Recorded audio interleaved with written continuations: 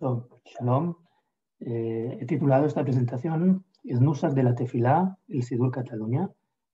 y voy a dividirla en dos partes. La primera parte me voy a dedicar a hablar, a hacer una especie de recorrido histórico para ver cómo se desarrolla la Tefilá y el Nusach de la Tefilá en el pueblo de Israel hasta nuestros días, y luego me voy a centrar un poco más en lo que es el Sidur Cataluña y el Nusach de Cataluña. Y me gustaría empezar con una pregunta o con una definición. ¿Qué es el Sidur? Cuando nosotros nos referimos al Sidur, ¿a qué nos estamos refiriendo? Si bien la definición tradicional es que el Sidur es el libro de rezos, de oraciones judío, la verdad es que el Sidur es una especie de compilación que incluye oraciones, también incluye bendiciones, salmos, lecturas de la Torah escrita y oral, leyes y costumbres que marcan la vida del judío desde su nacimiento hasta su muerte. El Sidur no incluye solamente los textos de las tefilot, sino que también incluye las ceremonias del Brit Milá, Erusin, que es el compromiso antes del matrimonio, Nisuin, que es la boda, Vidui, que es la confesión antes de la muerte, y la Kevura misma, el entierro. Sí, pues el Sidur, digamos, es el libro más completo, se puede decir que es el libro más completo y más popular que existe en el pueblo judío. Es una especie de compilación general que incluye todo lo que un judío necesita en su vida desde que nace hasta que se muere. Hay que tener en cuenta que la vida judía en todas las épocas gira en torno tanto a la sinagoga como a la tefilá y a la vida comunitaria. Por lo tanto, el Sidur viene a ser el libro más central y más importante. El Sidur incorpora textos de muchas épocas diferentes. Los más antiguos son textos bíblicos que aparecen en la Torá, en el Tanaj, como puede ser Shema Israel o Birkat Kohanim, pero incluye textos de épocas muy diferentes que van desde la época de la Gran Asamblea, que es la que va entre la época del primer y el segundo templo, más o menos en el siglo IV antes de la era común, pero incluye textos tanto de la época de los Tanaim como de los Amoraim, Geonim, Rishonim y Aharonim. Así como en la Mishnah y en el Talmud aparecen fragmentos de Berajot o de Tefilot, no hay un códice que compile, que agrupe todo este material de forma ordenada. Y no será hasta la época de los Geonim que aparecen los primeros Sidurim, que es, digamos, la primera vez que todo esto aparece ordenado de alguna manera. Me gustaría también diferenciar o redefinir los términos Sidur y Magzor, ya que no es lo mismo como los usamos hoy en día que como aparecen en la época en la Edad Media, en los manuscritos medievales. Si bien hoy en día entendemos Sidur como el libro que incluye las tefilot de Yom Hol, es decir, los días comunes de Shabbat, de Rosh Chodesh y Berajot, y también incluye ceremonias de la vida judía, como hemos dicho antes, y entendemos Magzor como una especie de Sidur, un libro de tefilot que incluye las tefilot de Shalosh Regalim, es decir, de Pesach, Shavuot y Sukkot, y de Yamim Noraim, de Rosh Hashanah y de Yom Kippur. Pero cuando vemos los manuscritos medievales, esto no es así. Nosotros encontramos, por una parte, encontramos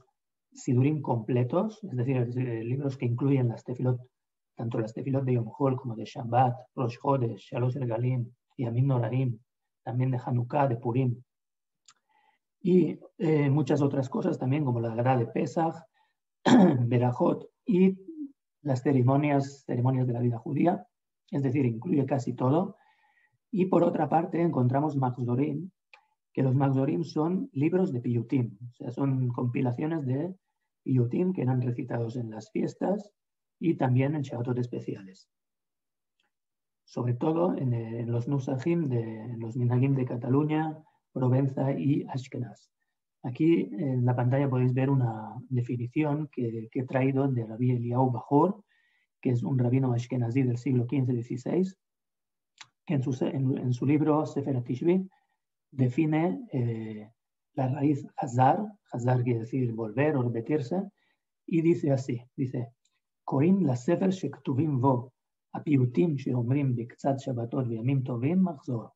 Es decir, le llamamos al libro en el que están escritos los piyutim que recitamos o que decimos en algunos Shabbatot y en los Yamim Tovim, en las fiestas, le llamamos Magzor. Lefi Shem Chozrin Chalila Kol Shana V'Shana,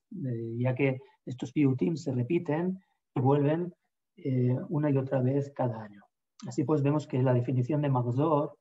no es como hoy en día la entendemos, sino que un mahzor es básicamente un libro que incluye los piyutim que se recitaban en las fiestas. Otra cosa que me gustaría decir es que cuando hablamos de nusajim, del nusaj de la tefilá, tenemos que diferenciar entre dos secciones principales. La primera son lo que se llama tefilot keva, es decir, el texto de las partes principales de la tefilá, lo que son las tefilot fijas. Esto es lo que se llama nusaj keva. Y por otra parte, la segunda parte son los piyutim. En esta presentación haré división entre estas dos secciones. Y aunque me voy a referir y voy a hablar de los piyutim a lo largo de toda la presentación, voy a hablar más detalladamente en un capítulo al final de todo. Los piyutim son poemas litúrgicos que fueron compuestos y fueron añadidos posteriormente a la tefilá. Y la idea es que la tefilá debe siempre aportar algo nuevo, tal como dice la Mishnah en Masejet Berajot, Kol haoseh tefilato keva, en tefilato tahanunim. Eso quiere decir que el fundamento de la tefilá es que la persona tiene que rezar de corazón y no debe convertir la tefilá en algo rutinario o automático. Por lo tanto, estos piyutim vendrían a aportar algo nuevo, algo relevante para la fiesta en concreto, para el Shabbat en el que se está, etc. Durante muchos siglos, estos piyutim formaban parte integral de la misma tefilá y se recitaban en medio de la tefilá, tanto en la Amidá, en la Hazarat Hashatz, la repetición de la Amidá, como en medio de las tefilot del Kriyat Shema. Pero esto ocasionó una polémica, hubo muchos jajamim que se opusieron a esta costumbre de recitar piyutim en medio de la tefilá, y hoy en día en la mayoría de tradiciones no se recitan estos piyutim en medio de la tefilá. Ahora sí, me referiré brevemente a lo que es mi proyecto de investigación, un proyecto al cual me dedico en mis horas libres, no es que tenga un presupuesto o alguien me financie. Yo trabajo durante el día y en mis ratos libres me dedico a esto. Y este proyecto consiste en la recuperación del Nusaj Catalunya. Como sabréis todos, me imagino, hace 2 años, en el 2019, edité el Sidur Catalunya, que es un Sidur que está basado en 6 manuscritos medievales que van de los siglos XIV al XVI, manuscritos hebreos medievales, y aunque posteriormente identifiqué 2 más, que son Sidurim completos, no Magdorim, sino Sidurim completos. Y este Sidur, podemos decir que es una recuperación bastante completa de lo que es el Nusaj Catalunya, por lo que respecta por lo menos a las tefilot keva. Este Sidur incluye no solamente las tefilot de todo el año, sino que incluye también halajot, costumbres, tradiciones y comentarios que fueron compilados en su mayoría por un alumno de Rabbi Yonah Girondi en Barcelona en el siglo XIV.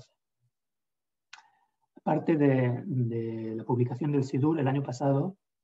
publiqué un artículo en hebreo,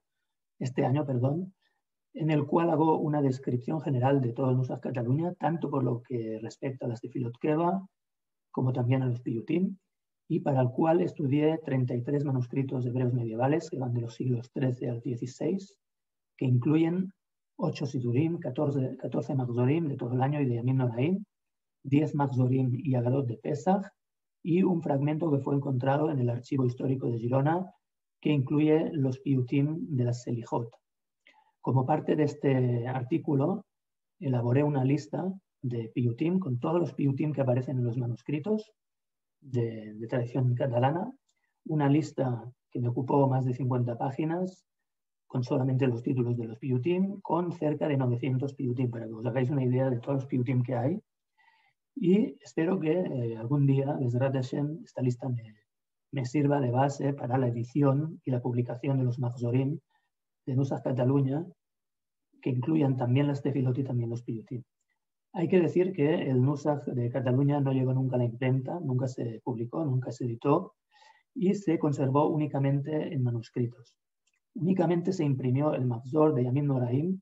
en Salónica en el año 1527, un Mahzor que incluye solamente los piyutim y que era conocido como Mahzor de Nusaj Barcelona Minhag Catalunya. Este Mahzor fue reeditado varias veces en los siglos XVII y XIX y incluso en el año 1927 se editó, justo antes de la Shoah, una edición en 3 volúmenes de este Mahzor. Lo que me llamó mucho la atención es que En 1869, en una de las ediciones,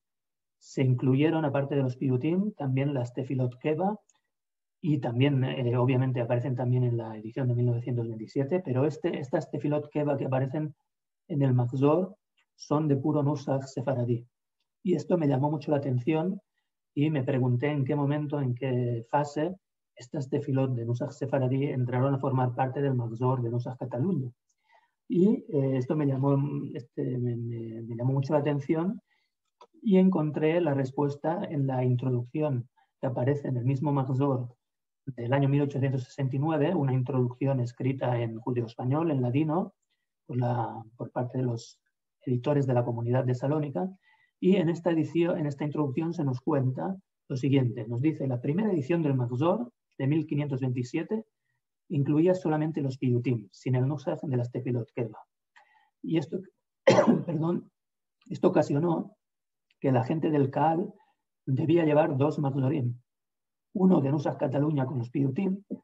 y uno de Nusach Sefaradí con las tefilot keva. Y como, como bien dice aquí en la introducción, la gente tenía que ir dejando libro y tomando libro, y esto ocasionó que la gente se cansó de llevar dos libros, de ir cambiando de uno a otro, y dejó de ir a la sinagoga. Así pues, los Gizbarim decidieron que debían editar el Machzor de nuevo, incluyendo también las tefilot keva, y lo que hicieron fue copiar, digamos, el nusach de las tefilot del Sidur de los Sefaradim, que era el único que se había editado, se había impreso con el nusach de las tefilot del nusach Sefaradí. Y así pues, en esta edición y también en la posterior edición de 1927, vemos que el nusach de las tefilot es del Sefaradí, aunque la tradición de los piyutim es la tradición de Cataluña. Solo decir que el Sidur que publiqué se puede considerar que es la primera edición impresa del Nusach Cataluña que se había conservado hasta ahora solamente en manuscritos.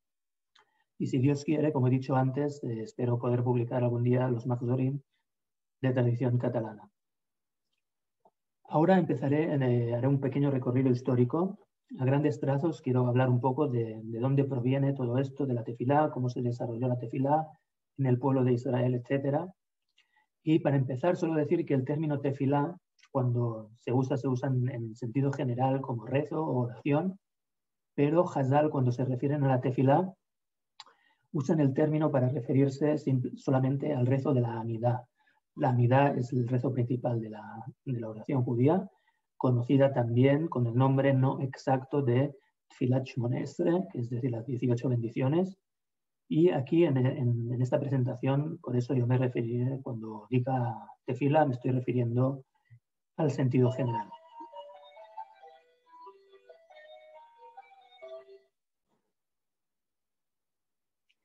En el judaísmo actual, la tefilá, aparte de ser el medio que tiene la persona, digamos, para comunicarse con Dios, la tefilá es una obligación que tiene el judío creyente, y esta obligación está insinuada ya en la Torá, como podéis ver en este versículo, que es parte del Kriyat Shema. Dice, Ve'ayim shamo atishmeu el mitzvotai asher anochi metzavetchem, hayom le'ava et Adonai Elohechem ule'ovdo bechol levachem chol nafshechem. En Sefer Dvarim está escrito, dice, y será si escucháis o si cumplís las mitzvot, los mandamientos que yo os ordeno hoy, la Abba, para amar a Hashem, vuestro Dios, y ahora usa la expresión ule obdo, que se puede traducir como trabajar con todo el corazón y con toda el alma, y esta expresión es un poco rara, no se entiende muy bien, y la Gemara viene a discutir cuál es el significado de este mandamiento, digamos, de trabajar a Dios con todo el corazón, y llega a la conclusión, la Baraita nos trae que Avodat Shebalev Zoit Tefilá, es decir, que este trabajo al que se refiere es la tefilá. Luego, más adelante, en la época de los Rishonim, hay una machloket, una división de opiniones de si esta mitzvah es una obligación rabínica o es una obligación de la Torah. El Rambam, Rabbi Moshe ben Maimón, opina que es una obligación de la Torah. Todas las tefilot que nosotros hacemos, Shacharit, Mincha, Arvit, todos los días, sería una mitzvah de la Torah, mientras que el Ramban, Rabbi Moshe ben Nachman, opina que esto es una obligación de carácter rabínico y la halajá lemaasé se acepta la opinión del Rambam, de Rabbi Moshe ben Nachman, de que la tefila que nosotros hacemos, las tefilot fijas de Shaharit, Arbit, etc., son una obligación de carácter rabínico y solamente cuando la persona se dirige en oración a causa de una gran necesidad o de una situación determinada se podría considerar que está cumpliendo una mitzvah de la Torah. Otra cosa que quería destacar es la importancia que tiene la tefilá en toda la literatura halágica. En la halajá prácticamente no hay ningún libro de halajá general que no hable tanto del orden de la tefilá como del nusaj de la tefilá, las costumbres que tienen que ver con la tefilá, etcétera, etcétera. Y esta obligación, digamos, en la halajá se percibe no solamente como una obligación de la persona individual, sino que es una obligación del colectivo, del tzibur. Pero esta concepción de esta obligación de la tefilá no siempre fue así. Nosotros vemos que esta obligación de establecer un orden fijo para las tefilot, tanto de la persona como del colectivo, no aparece ni en tiempos bíblicos ni en la mayor parte de la época del Segundo Templo. Todos los ejemplos que nosotros encontramos en el Tanaj de tefilot son tefilot que fueron dichas de forma espontánea por alguien por una circunstancia determinada, pero no encontramos un orden fijo de las tefilot. Nosotros vemos que hay tefilot shebach de Halel, es decir, tefilot de alabanzas. Encontramos tefilot todá, de gracias, bakashot, súplicas o peticiones, pero no encontramos testimonios no encontramos ni tefilot keva, tefilot fijas, ni testimonios de tradiciones que puedan fundamentar que en la época bíblica había tefilot de ningún tipo. La tefilá fue establecida más tarde, en la época de Ezra y los hombres de la Gran Asamblea, Anshei Knesset Agdolá, como un sustituto a los sacrificios, a los korbanot tzibur que se ofrecían en el templo de Jerusalén. Luego, en el Talmud, vemos que hay dos opiniones sobre el origen de las tefilot. La primera opinión nos dice que fueron los patriarcas, los Abot. Abraham estableció la tefilá de la mañana, Shaharit, Yitzhak la tefilá de la tarde, Mincha, y Jacob estableció la tefilá de la noche, Arbit. Esto está en Masejet Brajot, del Talmud Babli y también del Talmud Yerushalmi. Y la otra opinión nos dice que la tefilá fue establecida, como hemos dicho, por Anshei Knesset Agdolá, como un sustituto de los korbanot tzibur, de los sacrificios que se ofrecían en el templo.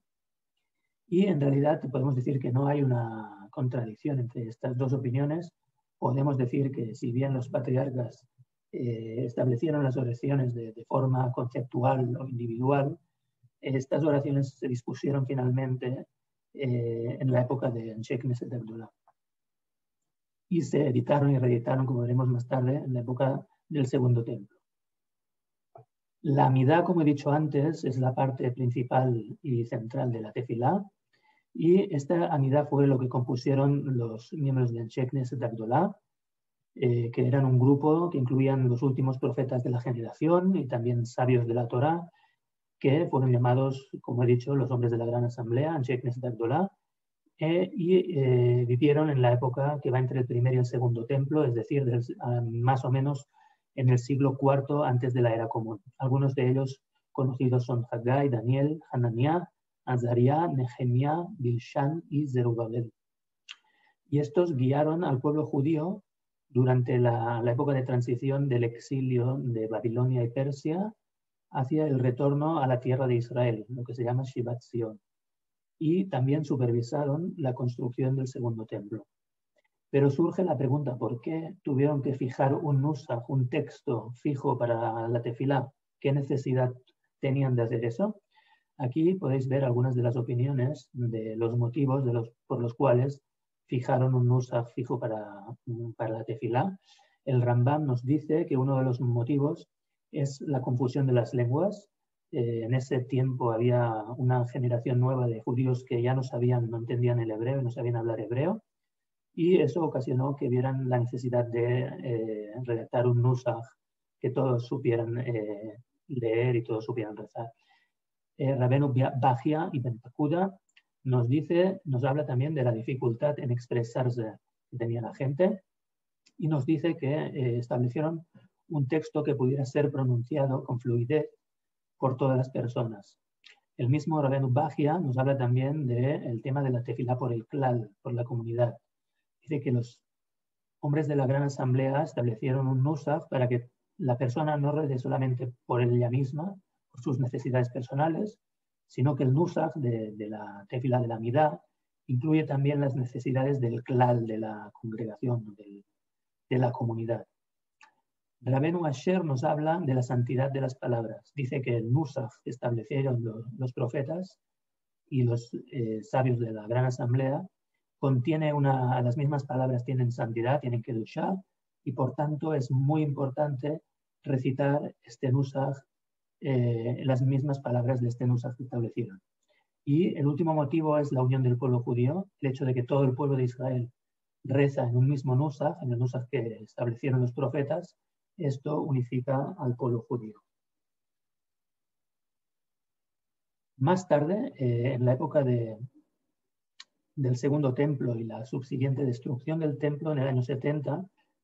aparecieron los cristianos, y estos primeros cristianos se convirtieron en delatores de los judíos ante el poder romano, y esto creó un ambiente enrarecido, un ambiente difícil, y los jajamim de la época vieron que había necesidad de encontrar una solución para esto, y decidieron redactar una verajá adicional y añadirla a la midá, lo que se llama Birkat Aminim, que es la bendición de los herejes, y la finalidad de esta verajá era provocar o hacer que estos grupos de cristianos no se sintieran cómodos rezando en las sinagogas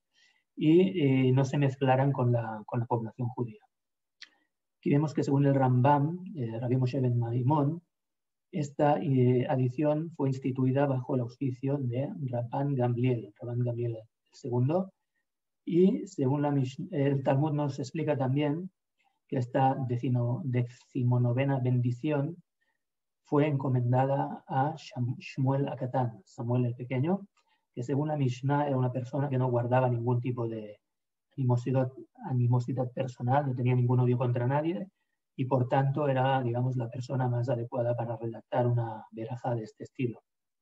Así pues, a partir de entonces, la midá pasó de tener 18 a tener 19 bendiciones. Si bien la tefilá, la midá, digamos, fue compuesta o redactada y establecida por Ezra y los hombres de la Gran Asamblea como sustitutiva de los korbanot zibur, de los sacrificios que se ofrecían en el templo, fue solo a partir de finales de la época del Segundo Templo, después de la destrucción del año 70, de la Era Común, la época en que Rabbi Yohanan ben Zakkai y sus alumnos trasladaron, digamos, lo que era el centro del judaísmo a Yavne, solo entonces es que empezamos a ver testigos de estructuras, de tefilot, nusajim, minhagim, alajot, etc. O sea, nosotros no disponemos de los protocolos de la Gran Asamblea, por ejemplo. Lo único que los primeros testimonios que tenemos son de esta época, después de la destrucción del templo, del año 70, y de este proceso de institucionalización de la tefilá, como dice el Rambam, fue responsable Gamliel II, que fue el primer jefe del Sanedrín, Nasi, después de la destrucción del templo. Él era el nieto de Hillel HaZaken, del famoso Hillel HaZaken, y fue también abuelo de Rabbi Yehuda HaNasi, el que editaría más tarde la Mishnah, pondría por escrito la Mishnah más o menos en el año 200, la Era Común. Y este proceso, digamos, de institucionalización de la tefilá tuvo lugar más o menos desde la guerra que hubo antes de la destrucción del templo, del 66 al 70 de la Era Común, hasta los edictos de Adriano y la opresión de la rebelión de Bar Kokhba en los años 132 a 135 de la Era Común. Las partes más antiguas de las tefilot son tefilot que de la Mikra, es decir, de los mismos textos bíblicos, pero estas tefilot fueron editadas por los Tanaim, por los sabios de la Mishnah, que son los sabios que vivieron, digamos, en la época de finales del Segundo Templo, en las generaciones próximas a la destrucción, hasta que se redactó la Mishnah en el año 200 más o menos. Y muchas de estas tefilot, como he dicho, que están fundamentadas en la Mikra, en los textos bíblicos, algunas son lecturas o recitaciones de fragmentos bíblicos sin ningún tipo de cambio, se recitan tal cual, como por ejemplo el Kriyat Shema, que son la lectura de 3 parashiot de la Torá,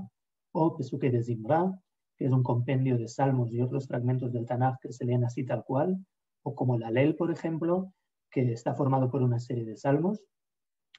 Y otras tefilot son composiciones posteriores de autores, de poetas y de sabios, posteriores, digamos, a la finalización de lo que sería el canon del Tanaj. Y también estas tefilot posteriores también tienen por eso una influencia muy grande de lo que son los textos bíblicos. Incorporan versículos bíblicos, fragmentos, expresiones bíblicas, etc. Y muchas usan pesukim del Tanaj y cambian simplemente algunas partes, como por ejemplo podemos ver aquí parte de la verajá de antes del Kriyat Shema de la mañana, conocida como Birkat HaYotzer, porque empieza Yotzer Or, que dice así, dice Yotzer Or, Ubore Hoshech, Ose Shalom, Ubore et Hakol. Y esta bendición en realidad está basada en un pasuk de Yeshayahu Hanaví que dice Yotzer Or, Ubore Hoshech, Ose Shalom, Ubore Ra, Ani Shem Ose Kol Ele. Aquí vemos cómo los compositores de esta verajá la cambiaron, la retocaron un poco y cambiaron el estilo. Y otra cosa también que quería decir es que la base de las tefilot, como hemos visto, es la lengua hebrea y tiene mucha importancia tanto el estilo como la pureza de la lengua, aunque también vemos que hay algunas tefilot muy importantes que están en arameo, como el Kadish, la Kedushá, etc. De todas formas, la base de las tefilot podemos decir que es la lengua hebrea. Todas las enseñanzas y tradiciones que nos han llegado por lo que respecta a la tefilá nos han llegado principalmente de los Tanaim en la Mishnah, que fue redactada, como he dicho, por Yehuda Hanassi, más o menos en el 200 de la era común, pero no solamente, también nos han llegado a través de otras redacciones como la Tosefta, Midrashim de los Tanaim, etc. Y también en lo que se llama Baraita. Baraita la palabra Baraita quiere decir externa, y es como una especie de Mishnah que no fue incluida en la Mishnah y aparece citada muchas veces en los Talmudim, tanto en el Talmud Babli como en el Talmud Yerushalmi, y tiene el mismo peso y la misma autoridad que una Mishnah. Durante toda esta literatura fue redactada poco después, digamos, de haber sido cerrada la Mishnah en Eretz Israel, y después, en los siglos 3 al 4 de la era común, después de la redacción de la Mishnah, los Amoraim de Eretz Israel,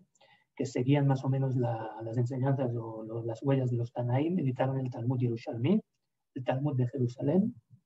y también otras composiciones de Eretz israelíes como son Midrashim, de Agadá, de Halajá, etc. Y luego, unas décadas después de haberse editado el Talmud Yerushalmi, se edita el Talmud Babli, que es más extenso y más vinculante que el Yerushalmi, y fue editado en Babilonia por las generaciones posteriores y tiene mucha más autoridad, como he dicho, y se redactó mucha más literatura halágica y muchos más comentarios de los que se redactaron, los que se compusieron al Talmud Yerushalmi. Solo decir que cuando se hacen citas, se cita una parte del Talmud Babli, normalmente lo que se hace es citar el nombre de la Masejet, del tratado, y luego el número de folio y la página o la cara, es decir, Berajot Daf Gimel Mutbet, y se sigue lo que es la Tzurat Adaf, la estructura, digamos, de la página que se usa hoy en día, que está basada en la edición que se imprimió en Venecia a principios del siglo XVI. Y cuando citamos el Talmud Yerushalmi, citamos normalmente el nombre de la Masejet, el capítulo y la halajá, y a veces entre paréntesis se incluye el folio y la página, es decir, la cara, en la edición de Venecia del siglo XVI. La mayoría de halajot que tienen que ver con temas de tefilá se encuentran tanto en el Talmud Yerushalmi como en el Babli, en Masejet Berajot, aunque vemos que no solamente, también hay en otras Masejtot como Masejet Megilá, etc. Ahora Aquí podéis ver dos fotografías de la edición de Venecia del 1523, tanto del Talmud Bavli como del Talmud Yerushalmi. Y ahora me gustaría definir dos términos, o hablar de dos términos que son Nusach y Matbea. Si bien los hombres de la Gran Asamblea editaron o compusieron, digamos, las Berajot de la Amidá, no fijaron un texto vinculante definitivo, no fijaron todo el texto, lo que sería el Nusach de las Berajot, sino que establecieron tres principios o tres fundamentos básicos, que son el comienzo de cada verajá, cómo empieza, el contenido principal de la verajá y el final, cómo se concluye la verajá. Y a esto se le llama matbea shetabu jajamim, o como se podría decir en español, moneda encuñada o acuñada por los sabios. Y es un concepto que está prohibido totalmente introducir ningún cambio a lo que es esta estructura. De todas formas, durante los siglos siguientes fueron surgiendo muchas variaciones textuales, se originaron muchas diferentes tradiciones textuales llamadas Nusach, y en tiempos de Rabí Gamliel II, el primer jefe del Sanedrín, más o menos en el año 70 de la era común, ya había una gran variedad de tradiciones textuales, y vemos que cuando se trasladaron a Yavne, este grupo de Jajamim se trasladaron en el centro del judaísmo a Yavne, reorganizaron de nuevo las 18 bendiciones. Vemos que el Talmud nos cuenta que fue Shimon Apekoli quien reorganizó de nuevo el orden de la Amidá. De hecho, los hombres de la Gran Asamblea, con esto de que no establecieron un texto fijo de las tefilot, sino que nos dieron estos tres fundamentos básicos, lo que estuvieron haciendo es dar un poco de libertad a la persona para expresar, digamos, las verajot o la tefilá, cada uno a su estilo o a su manera, y esta libertad sería lo que originó que en un futuro se desarrollaran diferentes nusajim de la tefilá como nosotros los conocemos hoy en día.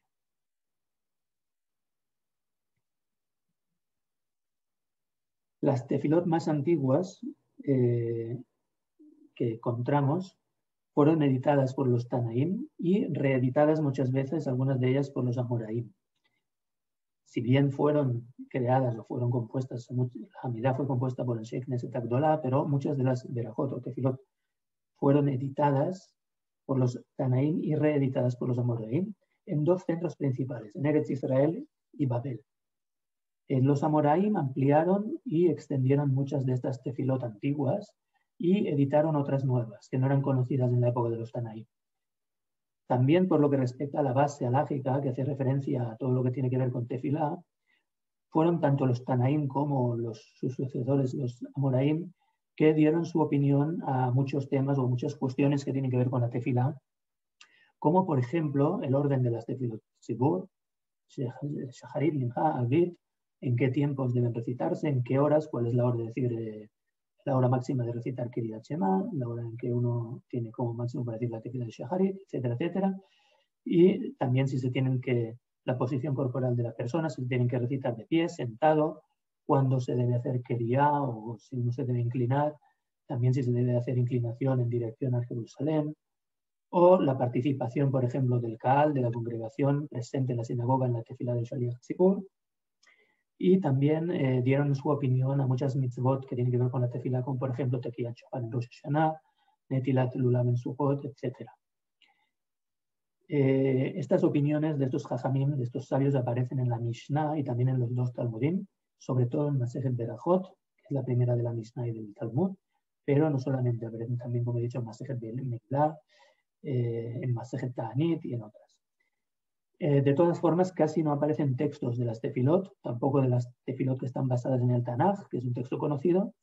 y muchas veces el Talmud lo que hace es citar unas cuantas palabras de una tefilá y da por entendido que la gente ya conoce el texto. Solo menciona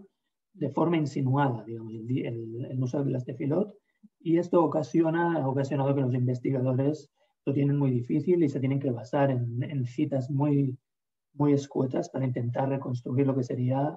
el uso de la tefilá de forma parcial de la tefilá que había en tiempos antiguos. Son precisamente algunas de las tefilot que se consideran menos importantes, como por ejemplo tefilot que fueron compuestas, tefilot personales de algunos Tanaim y Amoraim, tefilot que solían incorporar en la tefilá, después de la tefilá, son las que aparece el texto completo, digamos, en el Talmud Babli. Como por ejemplo, como podéis ver aquí, la tefilá de Elohai Netzor, que se dice después de la Midá, o algunos de Ratzon, que posteriormente pasaron a formar parte del Sidur como hoy día lo conocemos. Sí, pues está muy difícil, es muy difícil reconstruir el nusach de la tefilá de la mayoría de las tefilot de la época de los Tanaim y de los Amoraim, pero sí que podemos decir que parece ser que no había un nusach fijo determinado, sino que, como he dicho antes, lo que había era una estructura sobre la que había una cierta flexibilidad para que la persona pudiera añadir, pudiera adaptar su tefilá. Hay que tener en cuenta que en los tiempos de Hazal y hasta los primeros siglos de la era común no había sidurim escritos, como hoy en día estamos acostumbrados. La tefilá en sí está considerada como parte de lo que es la tradición oral, el parte del corpus, digamos, de la Torah oral, que estaba prohibido poner por escrito. Aquí podéis ver cómo el mismo Talmud Babli nos dice que el que pone por escrito las berajot es considerado como si quemara la Torah misma. Eso, para que veáis que la gente no usaba así, la tradición de la tefilá se transmitió de forma oral. Y solo fue cuando se empezó a poner por escrito lo que es la Torah oral, que se empezaron a poner por escrito también parte de las tefilot, como vemos en la Mishnah y en el Talmud, poco a poco, y en un principio fueron pocas las tefilot que se pusieron por escrito, y con el paso del tiempo se fueron añadiendo hasta que se compusieron, digamos, las primeras compilaciones, que son los primeros sidurim que nosotros conocemos. Como he dicho antes, los primeros sidurim son de la época de los Geonim. Tenemos testigos importantes sobre fragmentos de lo que es el Sidur en el Tratado de Sofrim, que es un tratado de los tratados menores del Talmud Babli, que según los investigadores reflejan costumbres de Eretz Israel en el siglo VII, pero la formación o la cristalización de lo que es el Sidur tal como lo conocemos hoy en día se establece simplemente en la época de los Geonim. Estos Geonim son los Jajamim que dirigieron las comunidades judías de Babilonia y del Mediterráneo en la época después de la compilación del Talmud, más o menos entre los siglos 8 al 11, y estos Geonim compilaron o compusieron sus Sidurim como respuesta a demandas de diferentes comunidades que requerían o que pedían saber el orden de las tefilot, cómo rezar, qué hacer, etcétera, etcétera. Y el primero que ordenó las oraciones, podemos decir que es Rav Natronai Gaon, fue Gaon de Sura, entre los años 853 y 858, que envió una lista a la comunidad de Lucena, en Sefarat, en España, una lista con el orden de las 100 bendiciones que la persona debe bendecir cada día. Pero el primer sidur, tal como nosotros entendemos un sidur, esto era una lista de las 100 bendiciones, el primer sidur fue el de Rav Amram Gaon, que fue redactado más o menos en el 870 y algo, y parece ser que fue redactado a petición de la comunidad de Barcelona, que se dirigió a Rav Amram Gaon y le pidieron que les enviara un sidur completo con todas las tefilot. Este sidur influyó mucho en los nusajim de la tefilá, tanto en Sefarat y Cataluña como en Francia, en Ashkenaz y en toda la zona de Europa, en las siguientes generaciones. Después del sidur de Rav Amram Gaon, el sidur que conocemos es el Seder de Rav Seadia Gaon, que fue redactado más o menos 50 años más tarde en la Yeshiva de Sura. Y este sidur incluía la mayor parte de lo que aparece también en el sidur de Rav Amram Gaon, pero ordenado un poco diferente y incluyendo también instrucciones, costumbres y alajot que Rav Seadia Gaon escribió en judeo-árabe. Envió el sidur a los judíos de Egipto, a la comunidad judía de Egipto, y en la época de los Rishonim este sidur fue conocido principalmente en las tierras orientales. No se conocía tanto en Europa, sino más bien en la zona oriental. Si bien el Seder de Rav Amram Gaon no se ha conservado muy bien, y esto fue por causa de los copistas, así pues esta mala transmisión, digamos, del nusach del Seder de Rav Amram Gaon hace difícil saber cuál era su nusach original. En cambio, el sidur de Rav Seadia Gaon se ha conservado mucho mejor y hoy en día sirve como base para el estudio del desarrollo de los diferentes nusajim de la tefilá que conocemos hoy en día. Y otra cosa que hay que decir es que a pesar de la aparición de estos primeros sidurim, en la época de los Geonim, y también en muchas generaciones después, durante la Edad Media, la costumbre era de rezar las tefilot de memoria, como hacen hoy en día también muchos judíos, como los judíos del Yemen. Y esto es por la simple razón de que no era barato, no era económico, no todo el mundo se podía permitir editar o comprar un sidur, y por lo tanto la gente no era como hoy en día que cada uno tiene su propio sidur, sino que estos sidurim eran editados en manuscrito, principalmente para el estudio o para la oración del Hazán en el Bet HaKnesset.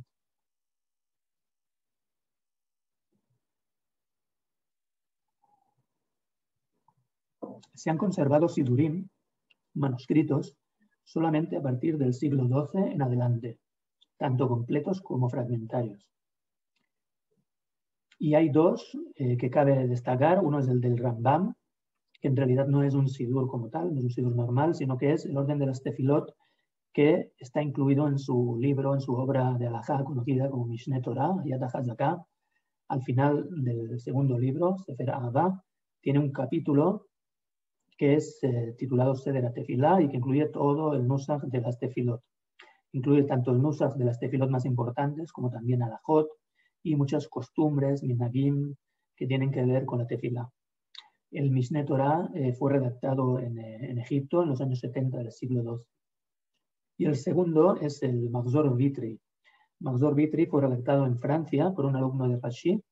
Rabbi Simcha de Vitri, y al parecer fue escrito más o menos en el siglo XII, aunque después se añadieron redacciones posteriores, algunas que ya habían sido puestas por escrito y otras que se transmitieron de forma oral, que eran enseñanzas de los Jajamim de Francia y de Ashkenaz de los siglos XIII y XIV.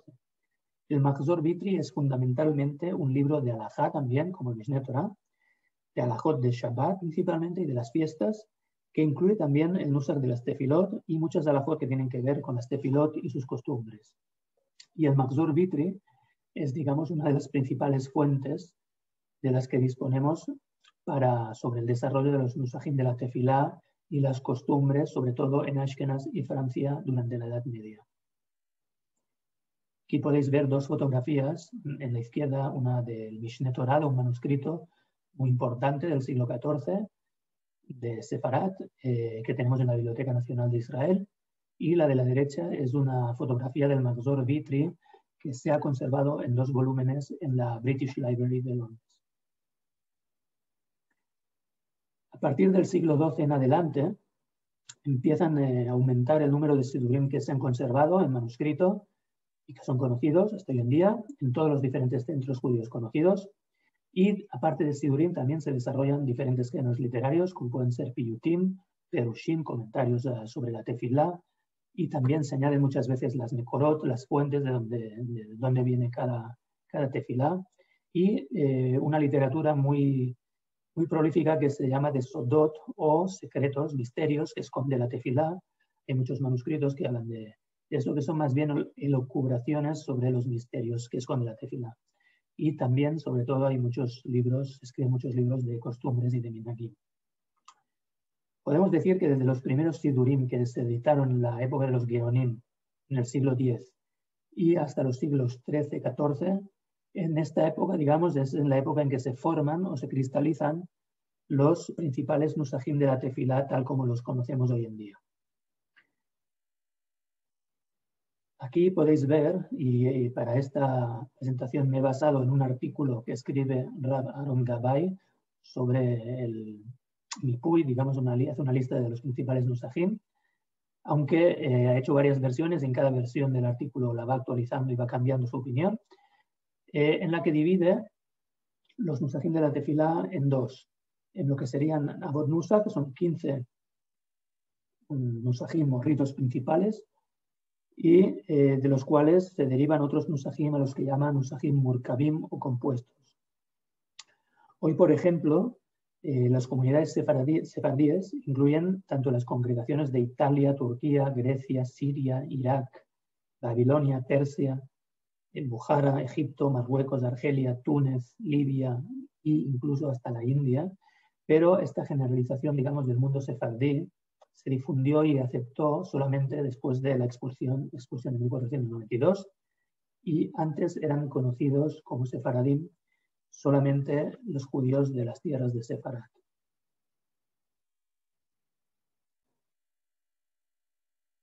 Así pues, vemos que de estos 15 nusajim principales, hay 4 que fueron redactados tanto por Geonim como por Rishonim,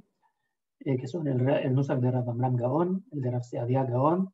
el de Rabbi Shlomo ben Natan, de Rashban del siglo XII, y el Seder de la Tefilá de Rabbi Moshe ben Maimón, del Rambam. Este nusach del Rambam fue adoptado por las comunidades del Yemen a partir del siglo XII y durante los siglos XVII y XVIII siguió en uso en las comunidades Baladi del Yemen, y también fue adoptado incluso por los judíos de la China. Y luego vemos que hay 11 nusajim que son nusajim de comunidades diferentes, que son el nusach Ashkenaz, el nusach Sefarad, y cuando digo Sefarad me refiero a Castilla, la zona de Castilla y Portugal, y después de la expulsión de 1492 este nusach se extendió poco a poco por casi todo el norte de África, incluso llegó al Oriente Próximo y llegó a zonas tan lejanas como Cochin en la India. Después tenemos el nusach de Roma o de Italia del Norte, el nusach de Provenza, el de Rumania, Rumania es decir, Bizancio, Grecia y Turquía, que es la zona de Grecia y Turquía. Luego tenemos el nusach de Persia, que es un nusach que se estableció en Persia hasta el siglo XVI y en Bujara hasta el 1793. Y también los antiguos judíos de la China, que provenían de Persia, rezaban en este nusach hasta que adoptaron posteriormente, como he dicho antes, el nusach del Rambam. Luego tenemos el nusach de Aram Tzobá, es decir, de la zona de Alepo en Siria, el nusach del norte de África, que es el nusach de los judíos de Jerba y quizás también de Túnez, Libia y Argelia antes de la llegada de los Nicolashim, de los exiliados de las persecuciones de 1391 y de la expulsión de 1492. El nusach de Marruecos, que no es el nusach marroquí actual, sino que es un nusach que se conservó en los habitantes de Fez, que guardaron algunas costumbres del Marruecos antes de la expulsión. También tenemos el nusach del Yemen antiguo, que son, digamos, residuos de nusajim que se encuentran en el Tiklal, que es el sidur de Teimaní, antiguo, que no son como el Rambam y son muy cercanos al nusach de Persia. Y luego tenemos lo que es el nusach Afganistán, que se ha conservado en algunos fragmentos de lo que es la llamada Genizá afgana. No sé si habéis oído hablar, pero la Genizá afgana son unos manuscritos que encontraron hace cerca de, no sé, 4 o 5 años en Afganistán, y algunos soharim, algunos, no me sale la palabra, vendieron estos manuscritos y llegaron a la Biblioteca Nacional de Israel, y en estos fragmentos se han conservado algunos nusajim que son diferentes, son parecidos al nusach de Rav Seadia, del siglo de Rav Seadia Gaon, pero Caniré tienen algún resto de nusach antiguo diferente al Babli. Y como he dicho antes, después están lo que se llaman los nusajim murkabim o nusajim compuestos, entre los cuales está el nusach de Francia e Inglaterra, que se ha conservado en las Keilot, las comunidades llamadas Apam, que son Asti, Fossano y Moncalvo. Son 3 comunidades de la zona del Piamonte, en el norte de Italia, que vendría a ser una mezcla entre el nusach de Ashkenaz y el nusach de Provenza. Luego tenemos el nusach de Cataluña, el nuestro, que se desarrolló en la zona de Cataluña y posteriormente los judíos lo llevaron con la reconquista a lo que sería el reino de Valencia y de Mallorca. Y en un principio, según parece, como veremos más adelante, este nusach seguía una costumbre muy parecida a la de Sefarat, y en tiempos de Rav Zerahia Alevi, en el siglo XII, se acercó al nusach de Provenza, y según opina el Rav Aaron Gabay, estaría formado, digamos, por estos 2 nusajim, y se conservó en la zona de Argel, del norte de África, hasta el siglo XVIII. Luego tenemos el nusach de Aragón, que es próximo a Cataluña, principalmente es nusach sefaradí, pero con una gran influencia por lo que hace a los piyutim de nusach Cataluña. el Nusach Candía de la isla de Creta, que es una combinación del Nusach Rumania con los Nusachim de Francia y Ashkenaz, el Nusach Corfú, que es una combinación del Nusach Rumania con el Nusach desconocido, probablemente un Nusach que desapareció del sur de Italia. Luego el Nusach de Argel y otras zonas de Argelia como Gardaya y el Mazab, que es una combinación, digamos, del Nusach Cataluña con el Nusach Sefarad, el Nusach Sefaradí. El Nusach Kafa, propios de los Krimshaks o judíos de Crimea, que es principalmente el Nusach Rumania y combinado con el Nusach de Persia. Y el Nusach Yemení Shami, que es principalmente el Nusach Sefarad tardío, con algunas influencias del Nusach Yemení Baladi, proveniente del Nusach del Rambam. Estos son algunos ejemplos, hay muchos más. Solo decir que, aparte de estos Nusachim, también hay otra fuente de información muy importante para el estudio de los Nusachim de la Tefilá, que son los fragmentos de manuscritos que se conservaron y que se descubrieron en la llamada Genizá del Cairo a finales del siglo XIX y que todavía hoy se están estudiando. Se han conservado fragmentos que representan Nusachim de la Tefilá en Eretz Israel en la época de los Geonim, y no se trata de un Nusach uniforme, sino que hay muchas versiones diferentes. Cabe decir solo que en el Cairo había dos comunidades. Una comunidad era la comunidad israelí o Eretz Israelí, que seguía la tradición de Eretz Israel, y la otra era la comunidad Babli, que seguía la tradición de Babilonia. Y el Bet Knesset, donde se descubrieron, donde se encontraron todos estos fragmentos, todos estos manuscritos, era precisamente el Bet Knesset de los israelíes, y por eso se encontraron muchos más fragmentos, digamos, de lo que sería el Nusach típico del Minhag de Eretz Israel, aunque también se han conservado algunos fragmentos de la costumbre Babli. Y yo creo que aquí podríamos hacer una pausa y continuar luego con la segunda parte y hablar luego más concretamente del Nusach de Cataluña. Muchas gracias.